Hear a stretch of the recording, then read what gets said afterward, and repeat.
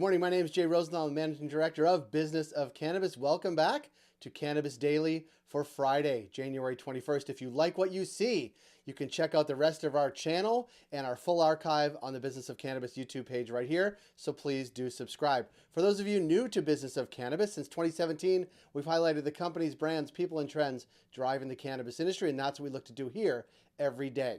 Following the rundown of the key stories today, we'll get into our BofC Live segment. This time, it's a podcast only, where we'll be joined by Ed Kremer. He's the Chief Financial Officer of Jushi Holdings.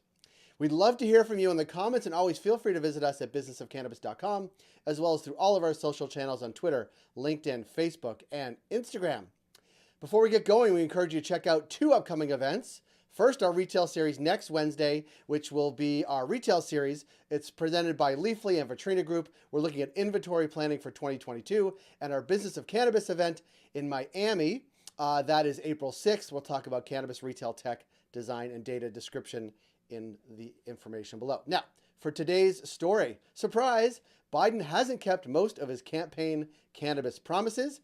MedMen co-founder shares his story, and Hexo is tightening their purse strings. Yesterday marked the one-year anniversary of President Joe Biden's term in office, and so far he's not made good on the majority of his cannabis campaign promises. This, according to Marijuana Moment and nearly everybody else. In the last year, Biden has not federally decriminalized cannabis, freed thousands still serving sentences in federal prisons for non-violent cannabis convictions, or rescheduled cannabis, but he has done the following: allowed states to implement regionally appropriate reform, signed an infrastructure bill designed to, in part, to promote cannabis research. Now, from Normal's Morgan Fox on this topic, the inaction on modest campaign policy reforms over the past year is inexcusable and is a betrayal of the people that put the president in office. For our next story, once one of the best-known cannabis retailers moving into the cannabis space, MedMen has lost 95% of its market cap since going public in 2018. This with information from Insider. In his first interview since being forced out in 2020, Adam Bierman shared what lessons he learned the hard way and what he wants to share with fellow entrepreneurs. One, the failed $680 million acquisition of PharmaCann can be attributed to not leaving enough time to jump through the federal government's strict antitrust hoops and an anti-cannabis attorney general at the DOJ. And despite being cleared, a series of lawsuits from investors and former execs left lasting damage to the company's reputation. And spending millions on a Spike Jonze-directed ad for the Super Bowl that never actually aired. He did have a juicy quote in there. He said, "I can't go back and say I wish I had done this," said Bierman, who is now part owner of Coastal. "Whoever I was on that day, that was the person who both effed up what they effed up and accomplished what they accomplished." Well said. Finally, after making three major acquisitions and ousting its founder, Ottawa-based Hexo has big plans to cut costs and raise $175 million to pay off its acquisition of ReadyCan. The plan includes reduce expenses by 30% by the end of the fiscal year of 2023, cancel consulting contracts, moving to a new technology platform, right-sizing their workforce, optimizing assets, and divesting assets such as the 25% of its Belleville, Ontario facility. Those are the stories we're watching today. Join 10,000 others and catch all these stories and more in your inbox every day at 7 a.m. with the Cannabis Daily newsletter from Business of Cannabis. Now, coming up on our BofC Live podcast conversation, we connect with Ed Kremer of Jushi Holdings, a multi-state operator with footprints in Pennsylvania, Illinois, Virginia, California, Ohio, and my home state of Massachusetts. We connected with Kremer adjacent to our Business of Cannabis New York event in December of 2021 to talk about Jushi's approach to expansion, especially further into the Northeast, including New York. Here is this conversation with Ed Kremer.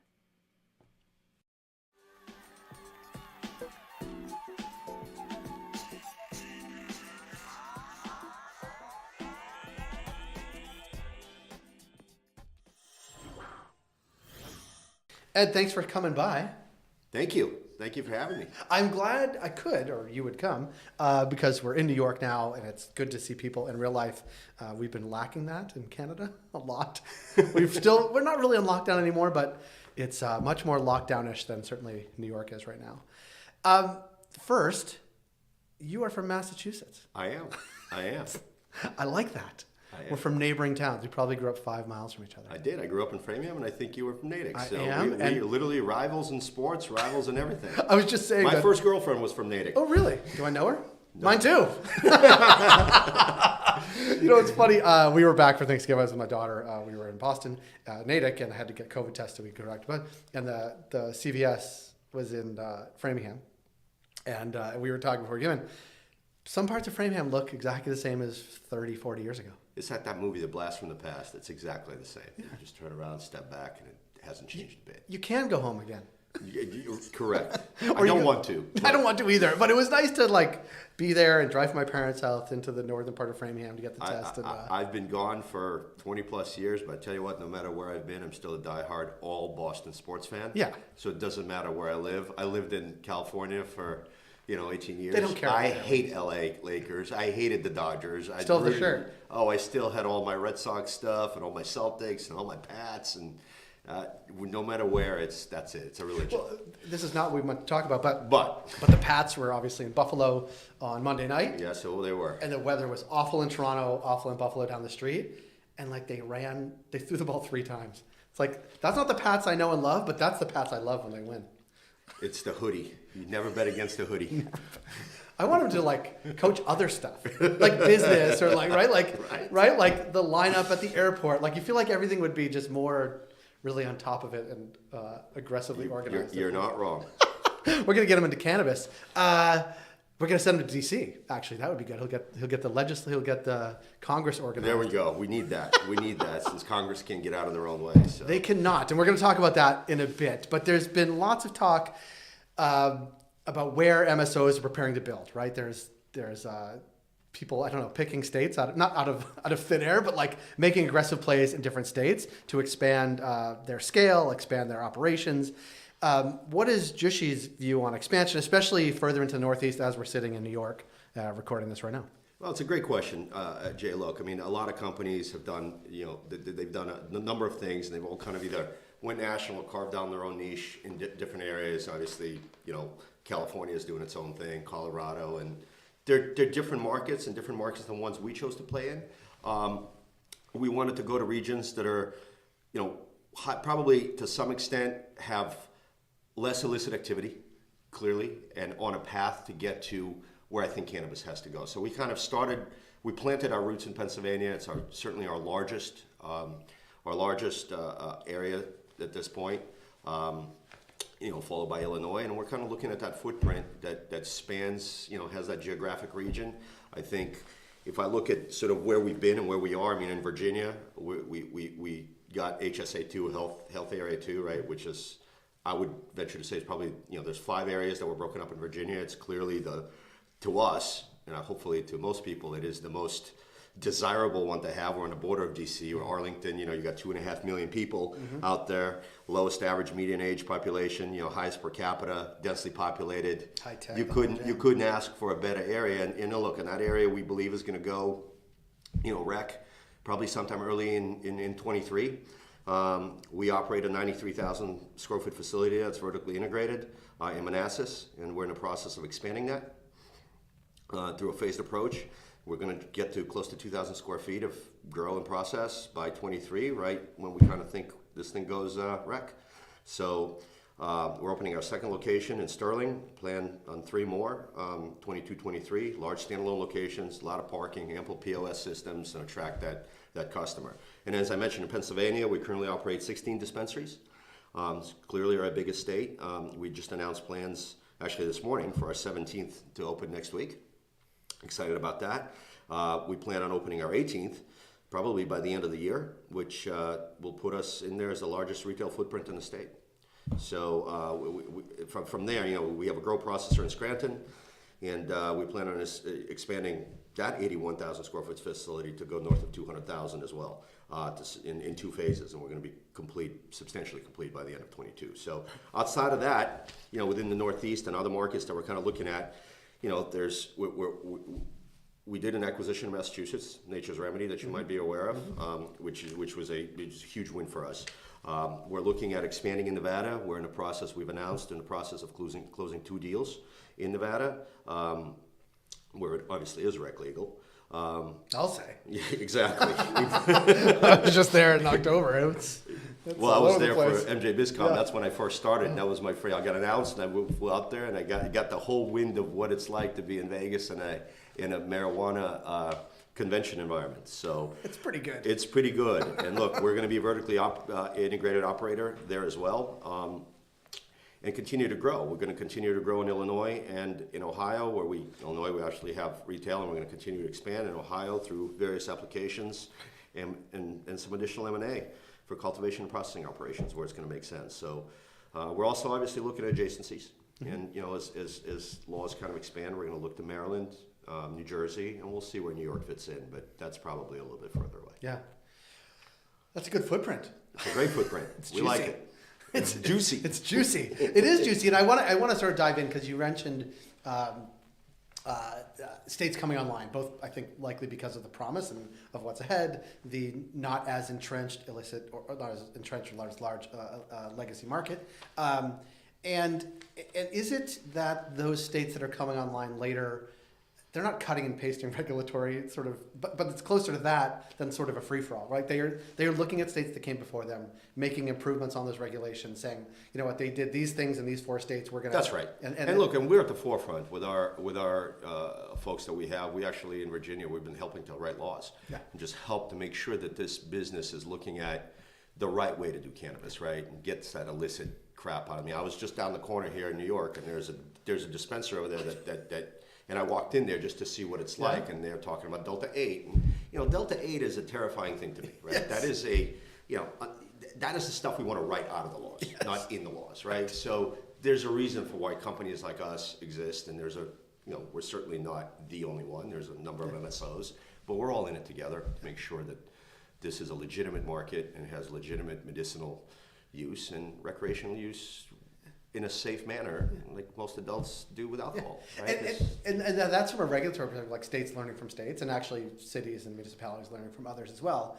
But is it also like internal learning from your business, from the business perspective? Like every place you open is easier to open than the one before. Every manufacturing facility. Of course, and you get the benefit of scale, and you get a benefit of know-how, and some of the acquisitions that we make. I mean, there's talent acquisitions within them. So we make a footprint like in California. It's not necessarily that we want to be in California tomorrow, but we do look at that as a very high talent market. So we do want to have a small footprint. We have a couple of dispensaries there.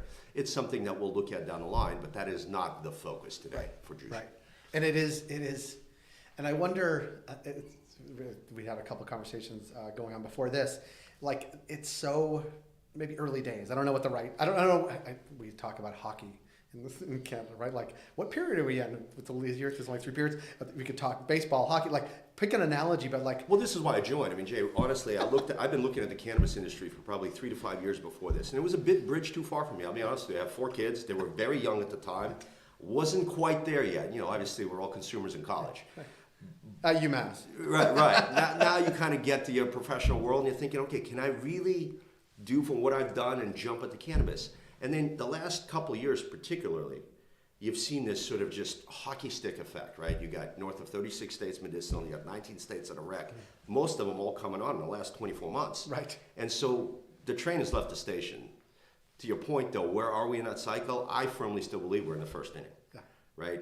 But it's going to go fast, right? And the train has left, and I think it's just a matter of time before we get to 50 state and federal legal and the whole bit. We can't control that. Right. We can play in it, do the best we can to build a professional organization, and we'll see where Congress takes us. Yeah. But we do believe the light is there, and we will get there. Yeah, I believe that too, and I think it's just how long that arc takes to get there is part of the question, and actually that's one of the things I want to ask. There was lots of conversation certainly over the past couple of weeks about safe banking, right, and possible federal legalization and other possible federal measures.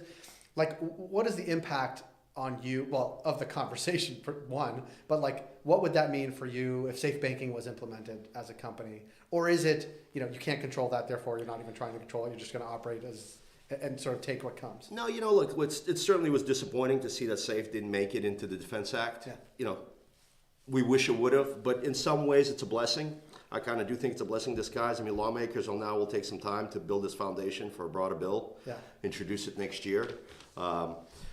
It could include social justice provisions, capital market access, 280E reform, all those things that I think would unlock capital, give us access to capital markets beyond where we are today. And one thing that I think people miss in this whole thing is access to sort of providers, right? As a company, it is difficult to operate in the cannabis environment when there's, the tier one providers in respective industries won't quite do business with you yet. You're talking like auditors, legal, what have you, right? Exactly. banks. With systems, you name it. Right. Heck, how about just taking credit card transactions, right? I mean, I'm dealing in cash, I'm dealing in debit cards. You think about safety. I mean, the SAFE Act puts safety into the system by getting cash out of the vaults, right? So there's just a whole bunch of things that I think will make it easier, professionalize, and unlock capital. And we look at it as a positive. I think it's, again, a matter of time before it happens. And we hope legislation really takes it up next year after we get through this. Obviously, nobody can control what happens in the macro world and with Ukraine and Taiwan. And all that could derail what we think would happen. But absent things that are outside of macroeconomic events, I do think that Congress will try to get something done before the midterms. That's my hope. I've been thinking about this a lot. It's like the world, so people, real people, are like so far ahead on this issue than people in DC thinking about, or even regulators. What do you think about that? 68%. I read somewhere that 68% of the country believes cannabis should be legal. It's the most bipartisan issue there is. I mean, people might think about red and blue. This is not red and blue. No.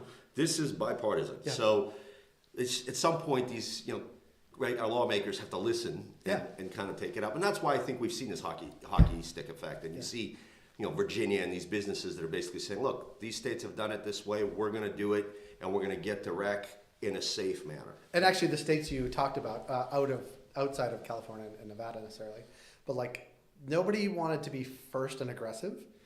But nobody can afford to be last. It's like that's why you see certainly Pennsylvania, New York, New Jersey, and then Ohio, and then Illinois and Michigan. It's like you talk to folks in those states, and they're tracking purchases, and I'm sure you're seeing I'm this hoping too. Small businesses, if we're talking about growing small businesses, they will disproportionately be beneficiaries of the SAFE Act. I mean, this is a capital-intensive business, right? You've got to build these grow facilities, retail stores, and these small people that are trying to get into the market and try to professionalize it can't have the access to capital, right? So in some ways, it's a rising tide. I believe this whole thing is going to be, I think so too. I think it's going to be great. Everybody will benefit. I think so too. And I think the state-by-state approach is wacky because that's DC's fault. But the states that are on border, like the border towns of states, like we were talking to someone in Michigan, they're seeing 1 in 4, 1 in 5 purchases coming from outside the state. Like Illinois, we have stores in Sauget, right, just on the border, and they're some of our highest performing stores because people are coming from St. Louis. And the demand is there in a safe way, and all we're trying to do is professionalize and take the illicit market out, and so. And that's a state-by-state basis, but that also is, state, cities and towns in New York and New Jersey are deciding, and Massachusetts too. We're in, we're out. It's like you can be out now.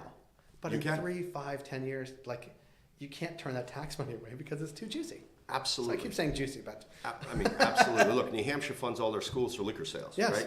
There's no reason why states can't benefit and improve the school systems through the effective, fair taxation of cannabis, but unlock that capital. Yeah, because voters and the world doesn't care. The only people that care most about this, that it's going to be legal, is like elected officials. Like they don't. Well, it still amazes me that marijuana is subject to the '73 Act, and it's a scheduled substance. It boggles my mind personally because you look at, let's not name companies, but the opioid crisis that happened in this country. I mean, they're all fine with what they're doing under the auspice of it's medicinal, yet they're addicting millions of people, and 500,000 people are dying every year. That's all cool, but we are a scheduled substance as a plant. It boggles the mind. I think that's where I think the train has left. Well, I think you could even, and I won't ask you to comment on this, but the same thing for doctors who would write those scripts but not write a script for cannabis. Yeah, you don't have to say anything. I won't comment. You don't have to say anything. But it's come up. I mean, it comes up all the time. It's resistance from doctors because it doesn't have, necessarily the sort of triple-blind studies, but it is this, I won't even say what you just did, but yes, true enough. So I want you to sort of look ahead, if you will, like the road ahead. You talked about first inning, but talk sort of 3, 5, 10 years. Like, what are the key opportunities that lie ahead for you and the company, and maybe for the industry overall, if that's easier to speak to? 3 to 5, 10 years is an eternity in the cannabis industry. So I don't think I can make it. If I might focus on the next 12 to 24 months as a line of sight, because I would be guessing anything beyond that. Right. But look, for us, we want to significantly expand and optimize our grower processor assets, like I said, in Pennsylvania, Virginia, Massachusetts, Nevada. Transition kind of from a highly concentrated retail-centric business to one that's a little bit more balanced in the wholesale world.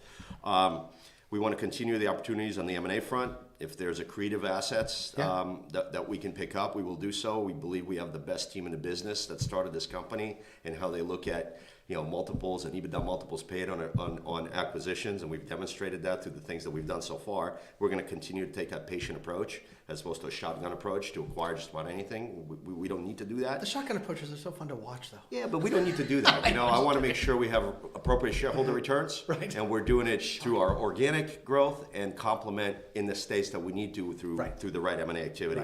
Right. We want to see the significant expansion of sort of revenue and margins, and that will come with what we're doing, clearly. And then look, Safe Banking Plus. I do think that if I look at that, that's the most likely path to federal cannabis reform in the next 12 to 24 months. And then I think then you and I can circle back and see how we look at the future. But let me go toward the old we got to neighborhood get too. through that. And at that point, I do think the hockey stick becomes even more of more a hockey. sort of more hockey, Yeah. right? And it'll be a high class problem for everybody. But that's what we're hoping for. Yeah.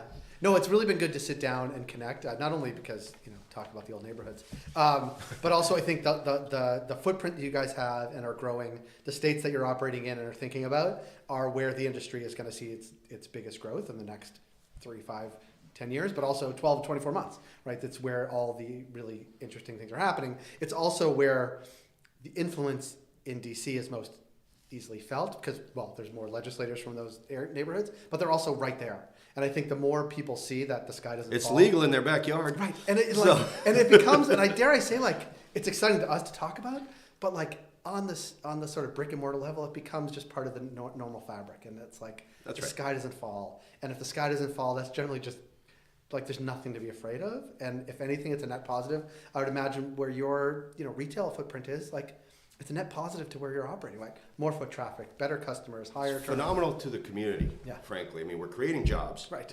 creating legitimate jobs, providing tax revenue, and providing a product for customers that want it in a safe manner. They don't have to worry about what's in it. They don't. I mean, you're trying to make this thing safer because the customer does want it.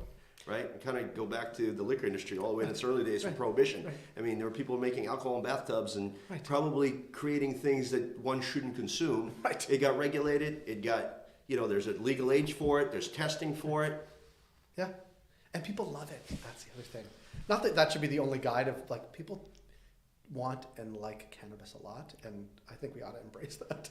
Look, I've never been a huge consumer of it. Even at Framingham North? Personally, well, in college, right? but I've never been a huge consumer of it. I will say, though, that if I just think about it, of what cannabis is in relation to alcohol, as an example, I've never seen personally anybody beat their spouse, drive a car into a brick wall. Yeah. I mean, it's it's a safer way of relaxation, in my opinion, than alcohol. Yeah. And no hangover. Right, let's not make the next day is a lot better, too. Correct. Yeah. There's no sort of physical effects from it either or addictive properties. Well, I really appreciate you taking time. And, Thank you. It's been a pleasure. Nice to meet you in person. I can't wait to get back to meeting people in person. It sounds like a weird thing to say, but I'm excited about it. It's been a year since I've been in the city, so it's kind of nice to get back to New York. Well, good. I'm glad we could give you an excuse to do it. Thanks for making time. We'll see you down the road. Thank you, Jay. You got it. That was episode 14 of Cannabis Daily. Thank you for joining us here today on YouTube. We will see you on Monday. Have a good and safe weekend.